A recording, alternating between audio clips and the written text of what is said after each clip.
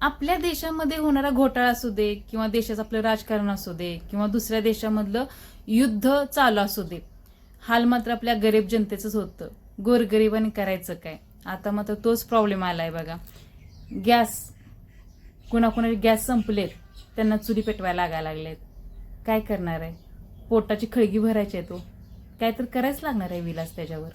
तुमचा बी काय काय लोकांचा हाच प्रॉब्लेम आहे. आमचा काय अजून गॅस संपलेला नाही, परंतु कधी संपल ह्याची काही गॅरंटी नाही. मग काय, मी आमच्या कारभारांना म्हणलं की आपल्या घरासमोर एक लाकूड पडलेलं आहे, 4-5 वर्ष झालं आम्हीच आणून टाकले, ते घ्या फोडून. नाही नो म्हणत होते, परंतु गेलेत आता फोडायला. चला बघूया फोडून ठेवलंय का न फोडतेत, काय केलंय. घेतले आमच्या कारभाराने लाकूड फोडायला घेतले, फोडून पण झाले, थोडंच बाकी आहे. खरं सांगू तुम्हाला, कुटुंब प्रमुख जो असतो ना, त्यालाच काळजी असते. आपल्या बायकोच्या किंवा आपल्या चिमुकल्या पिल्ल्यांच्या तोंडामध्ये गॅस कसा भरवायचा असतो तो. त्यावेळी आपल्याला कितीही कष्ट होऊ दे, कितीही त्रास होऊ दे, तो माणूस कधीच मागं पुढं बघू शकत नाही. कारण त्यांना घरची काळजी असते. म्हणूनच त्यांना कुटुंब प्रमुखाची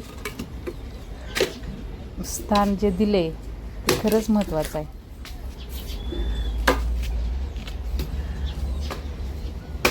आमच्या ह्यांची अशी काम करायची सवय पूर्णपणे मोडून गेली. कारण पहिलं गावी होतो त्यावेळी काम करायची सवय होती त्यांना, परंतु जसं आम्ही पुण्याला आलो आहे तसं त्यांची काम करायची सवय मोडून गेली. त्यांना कंटाळा पण येतं. लाकडं फोडत असताना ही काळजी घ्यायची की एवढ्या जवळ पण उभं राहायचं नाही की त्यांना लाकडं लागतील. कारण लाकडाचं तुकडं कधी तुटून उडून अंगावर येतील काय सांगता येत नाही. आमचं कारभारी पण थोडा वेळ लाकडं फोडून झाल्यानंतर दमलेत पण, तर काय करणार, लाकडं तर फोडायचे आहेत. नवीला जाय हो. गॅस जर संपला तर आपल्या बायका पोरांनी स्वयंपाक कशावरती करायचा आणि आपल्याला पण कशावरती करून वाढायचा.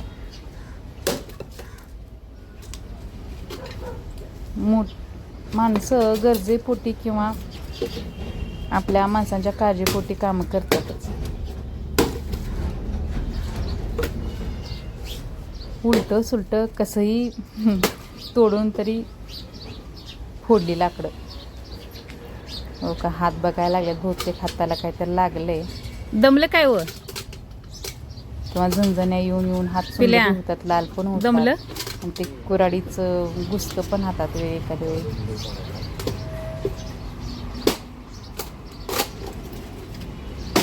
त्यांची सवय मोडली हो. आता गावाला होतं त्यावेळी भरपूर काम करत होतं. आता 10-12 वर्ष झालं जसं पुण्याला आम्ही राहायला आलोय, त्यांना अशी बाहेरची कामं करायला नकोच वाटतात.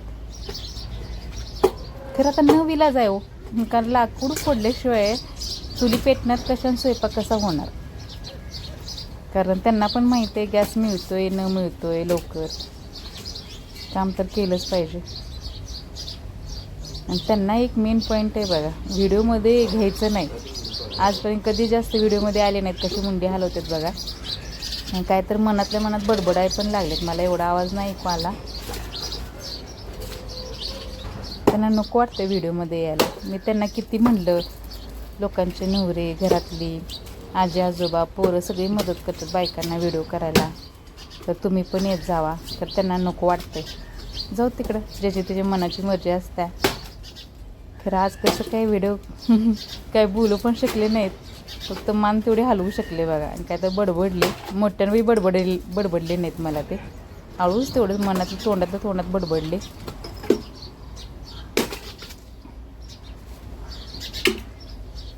खरंच हो, आपला माणूस आपल्यासाठी काहीतरी काम करतोय बघून आनंद वाटतो. कारण आपल्यासाठी आपली काळजी वाटते ना त्यांना. आणि लाकूड एवढं घट्ट पण नाही आहे. कारण 4 ते 5 वर्ष झालं आणून ठेवले. त्यांनी 4-5 वर्षात जेवढा पाऊस ऊन लागते ते लाकडाला लागले, त्यामुळे कुजून गेले थोडं. त्यामुळं लवकर फुटतं येते. त्यामुळे एवढं काही टेन्शन नाही. जर कठीण असतं तर लय दमवलं असतं. आणि लाकडं फोडायचं ती त्यांना हे माहिती नाही, कसे फोडतात काय फोडतात. ते कधी फोडले नाही जास्त.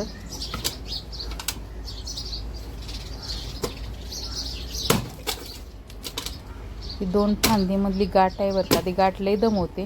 ती कुजलेलं असल्यामुळं ते काय एवढं दमवणार नाही असं वाटतंय, दमवणार नाही असं वाटतंय. गाठ आहे का, राहू दे मग तशीच, कारण तेवढी मोठी गाठ चुलीमध्ये काही जाणार नाही. मोठा लाकूड तुकडा तो तरी फुटलाच बघा.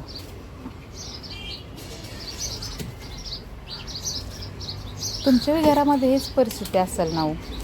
नाही, बिल्डिंग मध्ये लोक जे राहतात त्यांना चुली करायला प्रॉब्लेम येत असेल खरंच. आणि ते कपाट 2-2 टोलं दे की, गोळा करून ठेवू मग एका ठिकाणी. कशाला कचरा उगत ठेवायला, टोन आणायची काय आणायची, तो मोठा प्रॉब्लेम आहे. आणि हे कपाट एक होतं बघा जुनं, ते पण बरेच दिवस झाले बाहेर आहे, कुजून गेले.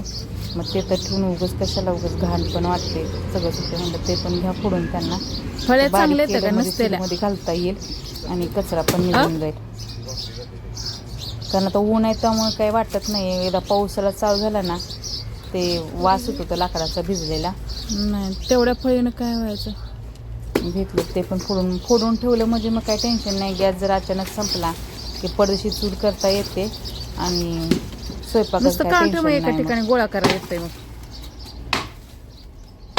हळू. चुलीचा स्वयंपाक करायला मला खूप आवडतो बरं का. गावी असताना आम्ही चुलीवर स्वयंपाक बनवत होतो.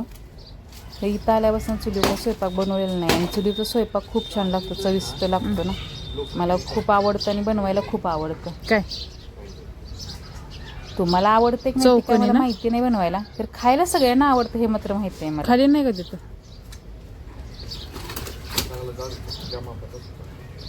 चुलीवरच्या बाजूच्या भाकरी एक नंबर लागतात बघा.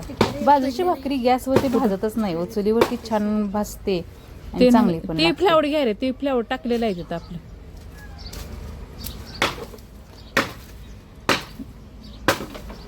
गावाला सुद्धा पहिल्या चुली होत्या, कारण सगळ्यांच्या घरामध्ये गॅसच आलेला आहे.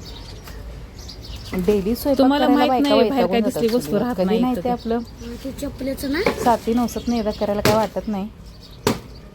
गावच्या बायकांना पण चुलीवर दूध फुकून ते स्वयंपाक करायचं, चुलीला लाकडं सारायची. नको वाटते त्यांना. झाले बघ यांची लाकडं फोडून सगळी. कशी तर फोडली माझ्या कारभाराने लाकडं. आता काय ठेवतो सगळी गोळा करून. कधी गॅस संपेल तेव्हा आपली चूल पेटवायची आणि करायचं मग चुलीवरती जेवण.